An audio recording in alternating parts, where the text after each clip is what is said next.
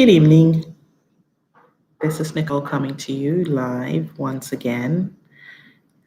And I am just going to discuss a summary of Think and Grow Rich, the book. Well, for those of you who don't know, just think about if someone had come to you and said, how about taking the next 20 years of your life to do some research and being able to compile a book as a result of it, and you would not be paid? Well, that's exactly what happened to Napoleon Hill back in the 1930s when Andrew Carnegie said to him, you know, there are many rich men in the world. And at that time, it was men because that's who, I guess, dealt with businesses and all of that. But there were many rich men in the world, and lots of them were getting up in age, and there had been no information really compiled about how they had systematically gathered their wealth and their riches. So Napoleon was actually charged with that idea, and he had to think about it really quickly, and he actually accepted the offer and he decided to do it. So Think and Grow Rich was born out of that, and it's 13 principles that he was able to um, come up with in order to be able to share how. And he had interviewed about 500 people, men at that time, about their wealth. And so people like Henry Ford and um, Alexander Graham Bell, Thomas Edison. There are loads of them. Like I said, 500 men. And from that was born the book. And essentially, there were 13 principles or steps to getting rich, with the first beginning with desire. And basically, desire is, you must, in order to have success, you must start out with a desire. And that desire must just not be a plain one, but you must have a burning desire, one that keeps you motivated, and one that so that you won't actually fall off the bandwagon or give up. And that burning desire leads you to a definite plan. And also, you actually think about this so often that, and are so enthralled with it, that I'm reminding of the story of, I would say, an army, I guess it was, that were about to fight in war, and they were on an island, and the commander of the army said to them, we are outnumbered. However, the only way that we're going to actually survive and leave this island is we have no other choice, because the ships that we arrived on, they're about to be burned. And so the ships were burned before their eyes, and they realized that in order to survive, they had to win the war. And that's what they did. They actually won the war.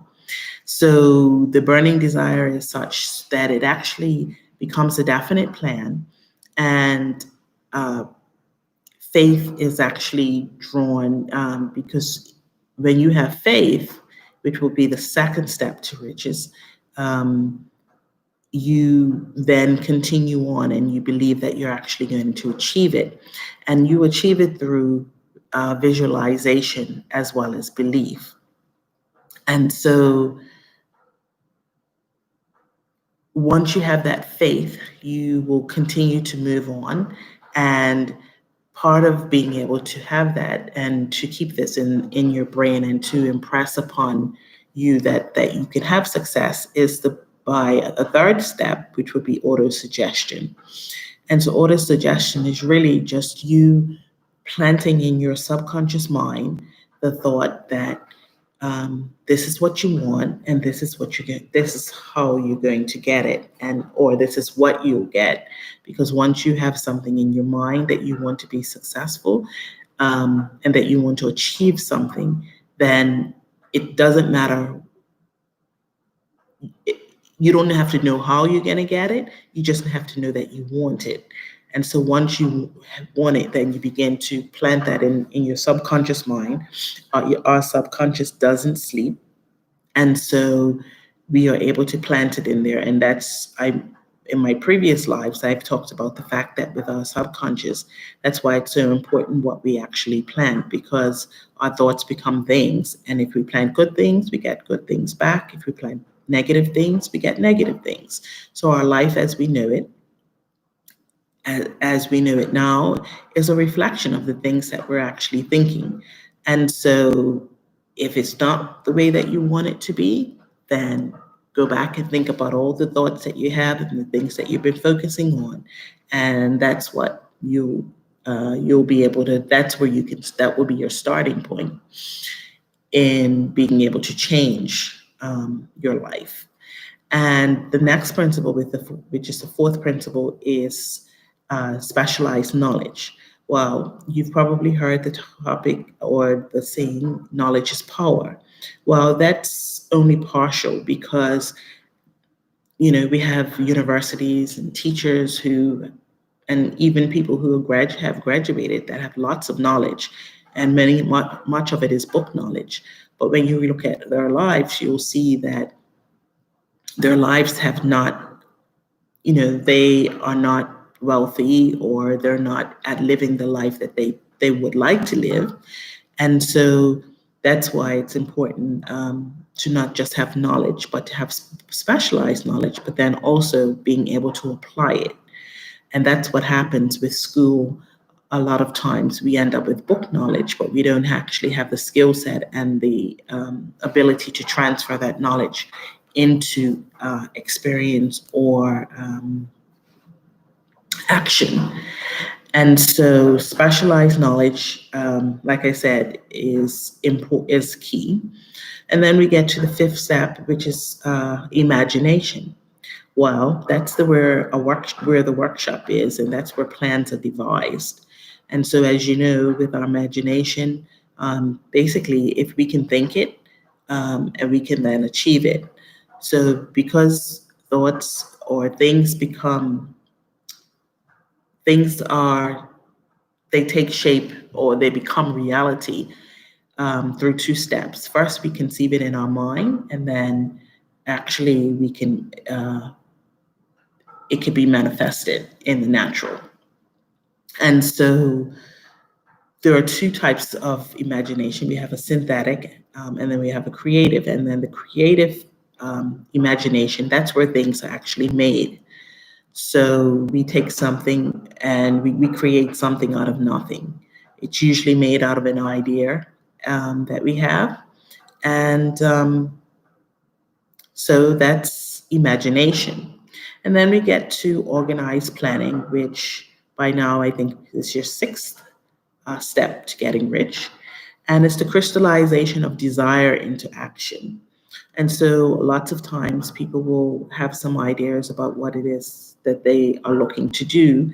And that's where they consider joining what we call a mastermind group. And so a mastermind is usually a group of individuals who have similar goals and they're looking to achieve certain things.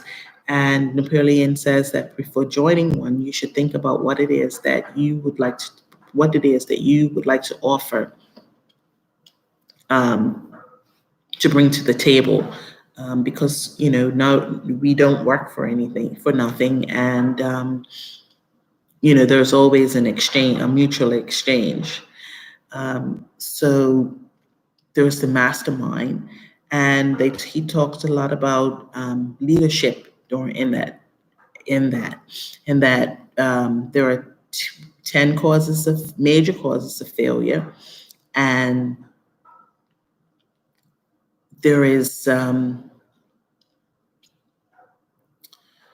28 questions that we really should be asking ourselves. There are 11 major types of leadership, and we really should, in order to become a leader, usually mostly successful leaders have been into what we call intelligent followers, because they've been able to learn to take lessons or to learn from other people, because we don't know it all. And so they first of all become intelligent followers, and then from that they can then learn and then be able to impart information and become leaders of other people. And so then we get to the decision-making process or decision. That is one of the most, and with one of the most common reasons that people fail is because they procrastinate. Rather than making a decision, we actually procrastinate, and successful people actually, they are in the habit of making decisions quickly, and they rarely, if ever, change them. And so we have to be in the habit of, if we want to be successful, to make a decision very quickly. I have one person that's been on here for a while, and it would be great if you can comment down and type something in the chat to let me know who you are, and whether or not you've even read this book, Think and Grow Rich, and if you have a perspective on it.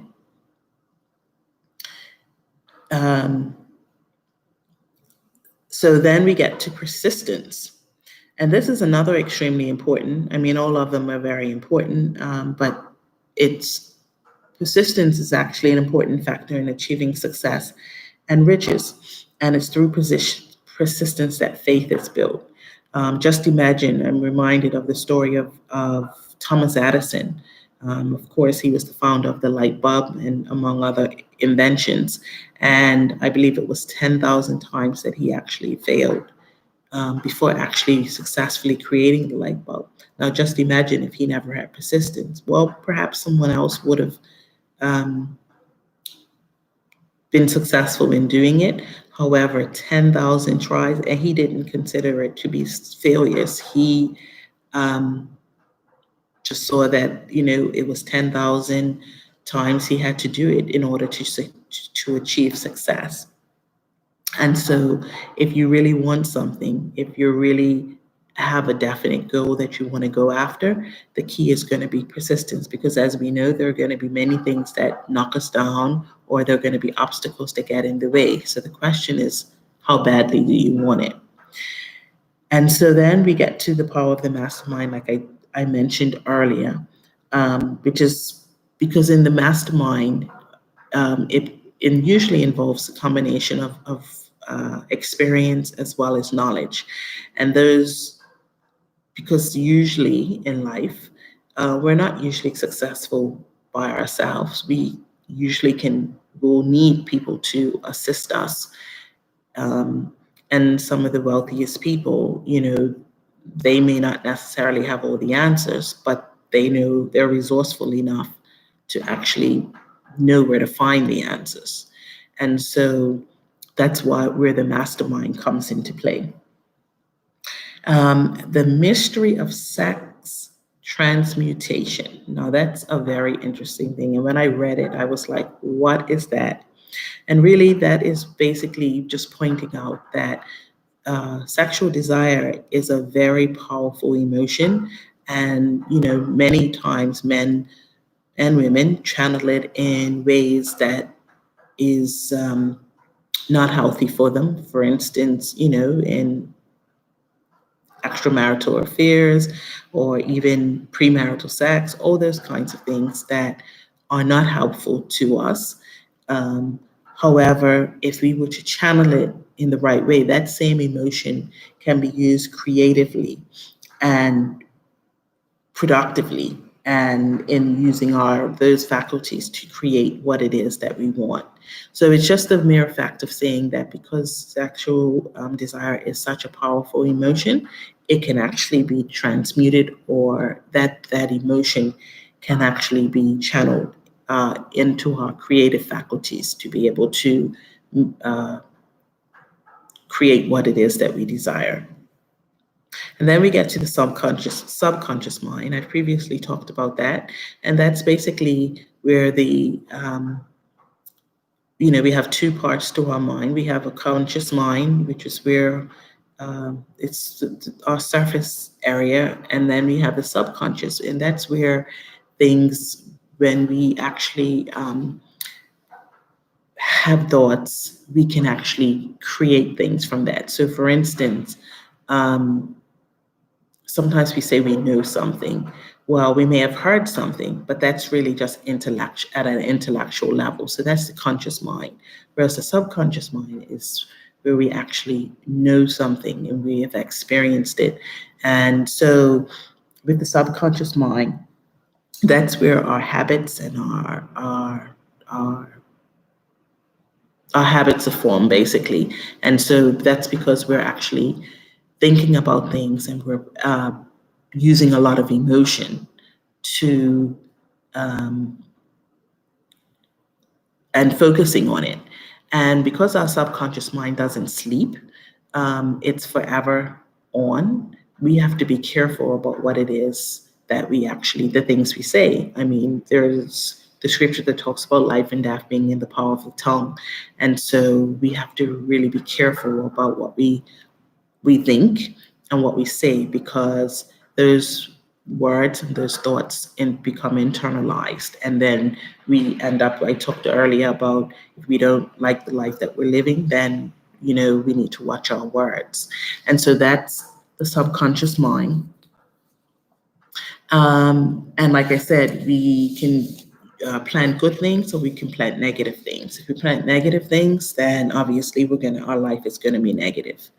And when it comes to things like even sickness and things, sometimes we can actually cause that to occur in our lives ourselves, because we're focusing so much on sickness that, that's something that we can actually think into our lives, and also begin to make wrong choices about, to even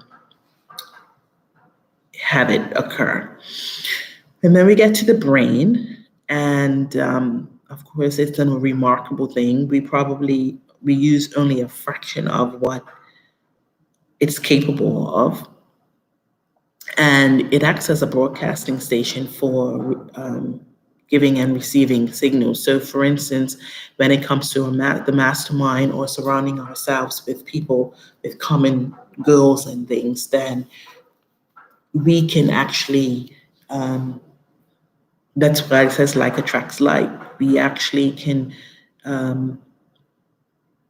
be influenced, and that could be negatively or positively again. And that's why it's important to watch who we hang around and who we spend our time with, because who we spend our time with is, if we look at the people we spend our time with, our lives can be a reflection of their lives as well. And that's just because, we're putting that kind of time in, and we're being influenced by each other. And then we have the sixth sense, which can be known as the gut. I have a gut feeling, intuition. We also hear of it in terms of discernment.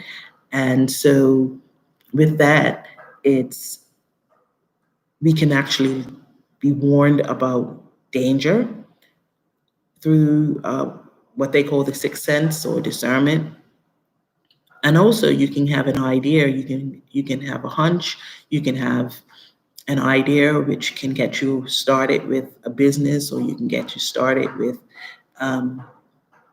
something that will be good to have in your life. So opportunities. So those were the 13 principles that Napoleon laid out. He also talked about the 6 ghosts of fear as well. But in terms of the 13 principles, if I were to select a principle that I'm focusing on, and because there were several that resonated with me, but if I were to just choose one, it would be in the organized planning area, because it talked about the 30 major causes of failing and how many of those are holding you back. It also talked about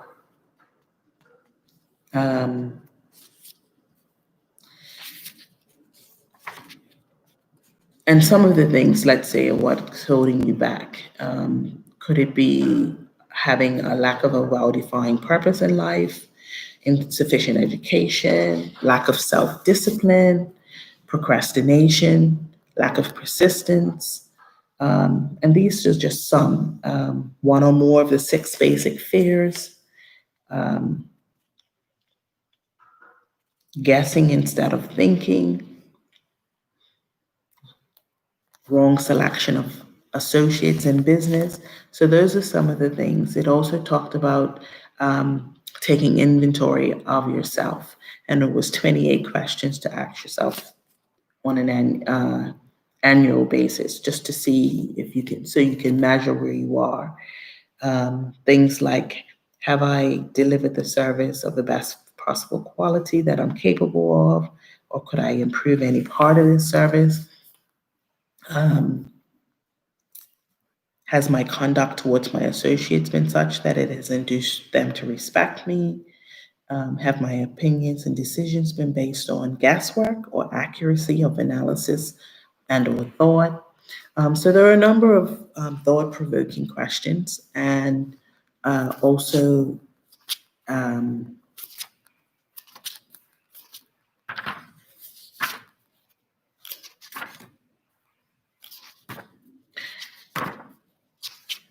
when it came to leadership, it was the 11 major factors of leadership.